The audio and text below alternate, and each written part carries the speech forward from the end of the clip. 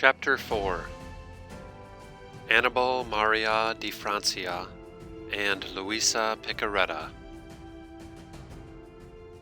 Aunt Rosaria would often and willingly speak of Saint Annibale Maria Di Francia, founder of the Rogationist Fathers and the Sisters of Divine Zeal. She spoke of the saint as though he were intimately familiar to her, using the name Father Francia. I personally took great interest in this figure, and often asked the Rogationist Fathers if by chance there might be anything in their archives about the relations between Luisa and Saint Annibale. I even went to the San Antonio Institute in Corato, a house that the saint had wanted personally in order to move Luisa there to be with the sisters. My aunt told me that Father Annibale had conceived of the project of taking Luisa to the Institute of Sisters, opened in Trani, but that Luisa had made him see that the Lord wanted her to stay in Corato. Father Annibale's project was completed in 1928, after his holy death. Annibale Di Francia was the extraordinary confessor of the servant of God, Luisa Piccarreta, and it was he who published her works. Saint Annibale belonged to that array of priests who built up the Church of God with their holiness and their institutions for orphans and abandoned children. The work of these men was of great benefit to Italy and the Church in a period when anti-clericalism was triumphant. According to Aunt Rosaria, the saint enjoyed the great esteem of Saint Pius X, who willingly granted him private audiences. It seems that Saint Pius X paid great attention to Luisa Piccarreta. Our saint submitted her writings to him before having them printed.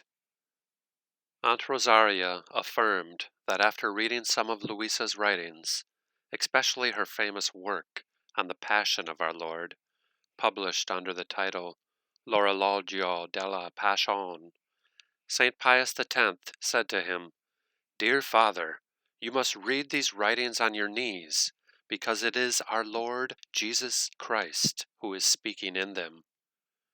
And it was the Holy Pontiff who urged Father Annibale to publish them.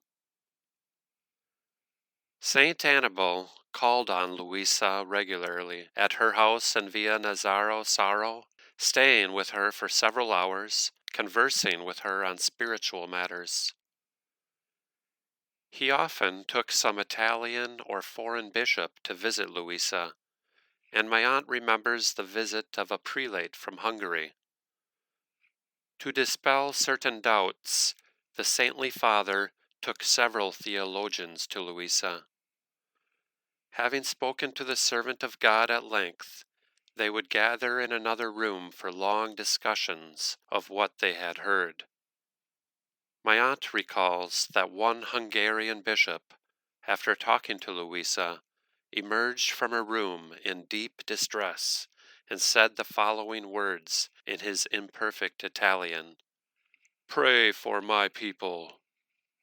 For Luisa had informed him of the far from rosy future that awaited his homeland. Aunt Rosaria could not tell me precisely who the bishop was, nor exactly where he came from. She only told me, a Magyar bishop. I realized that he must have been a Hungarian bishop. Father Annibale did not only visit Luisa to talk to her, he gave lectures to all those who frequented Luisa's house, especially the young people. These lectures bore abundant fruits.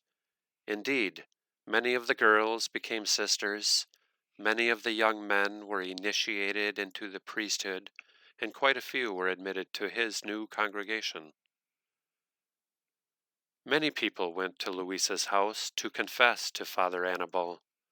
This was confirmed to me by Canon Andrea Bevalca, who, as a young seminarian, would also go to Luisa's house to confess to Father Annibale, who was also the extraordinary and deeply loved confessor of Archbishop Leo of Trani. In my earlier publication, I did not mention Saint Annibale di Francia because I was advised to say nothing to avoid creating obstacles to his cause of beatification underway.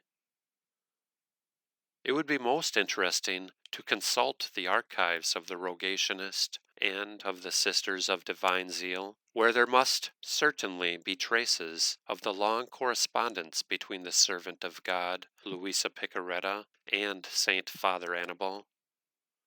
My aunt told me that Luisa's spirituality was impressed upon the Institute's rule. It would be most interesting to read the Institute's old rule and constitutions. I hope now that Father Annibale has been canonized by the Church, that the Rogationist and the Sisters of Divine Zeal will be able to reevaluate the servant of God, Luisa Piccarreta, who contributed so much to their development with her prayers, her advice, and her writings. Much still remains to be said about the relations between Saint Annibale, the servant of God Luisa Piccarreta, and Saint Pius X, for whom Luisa had great veneration.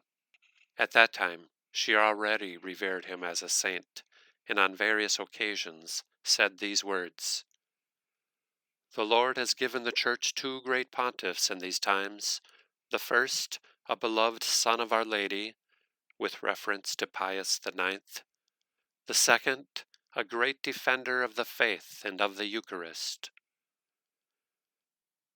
Saint Annibale di Francia had to overcome enormous obstacles in order to put into practice his plan to have Luisa taken to one of the houses of his congregation to be with the sisters.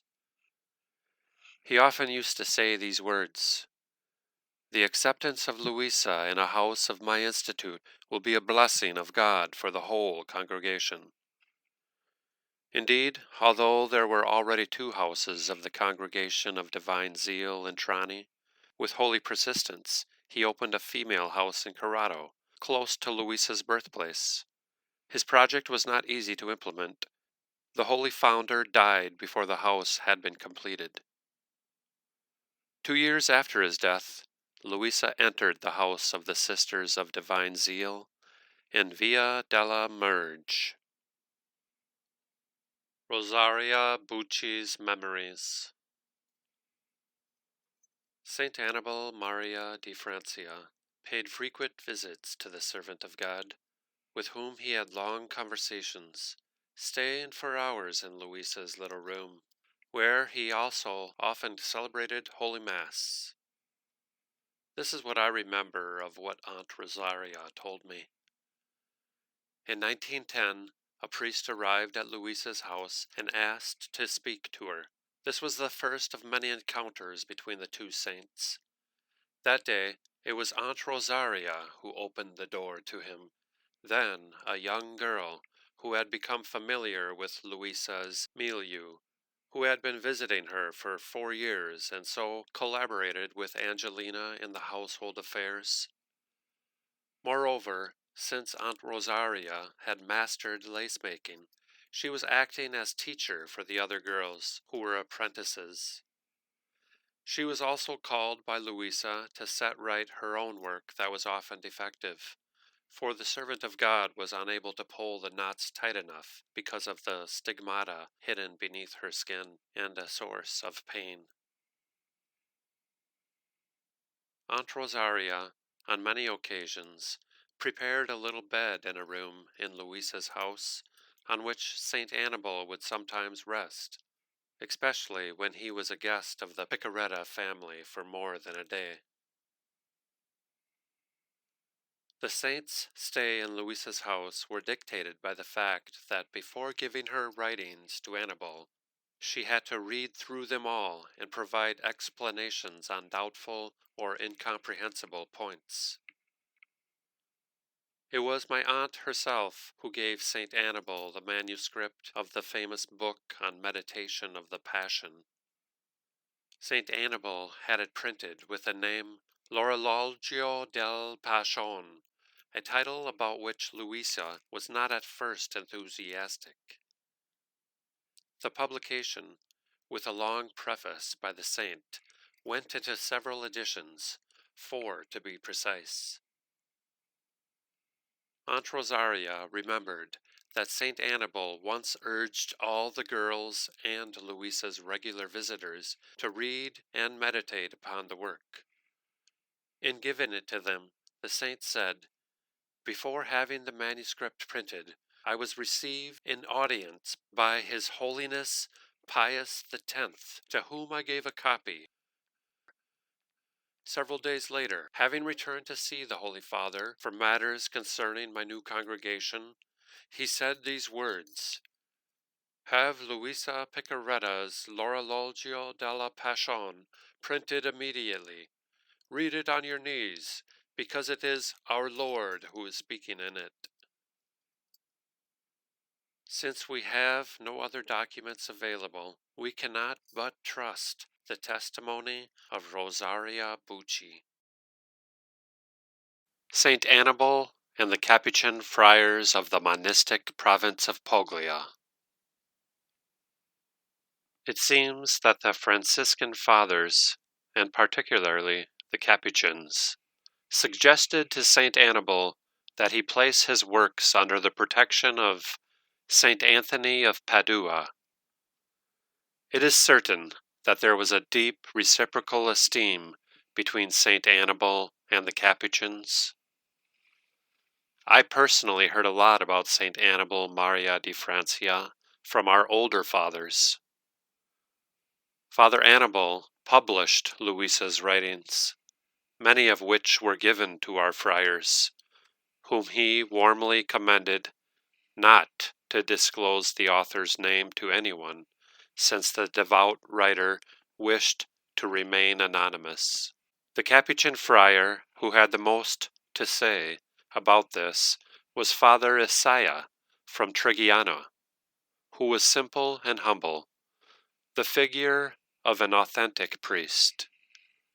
This father had a deep veneration for Luisa Piccarreta, and jealously preserved her writings, and a few objects that had belonged to the servant of God.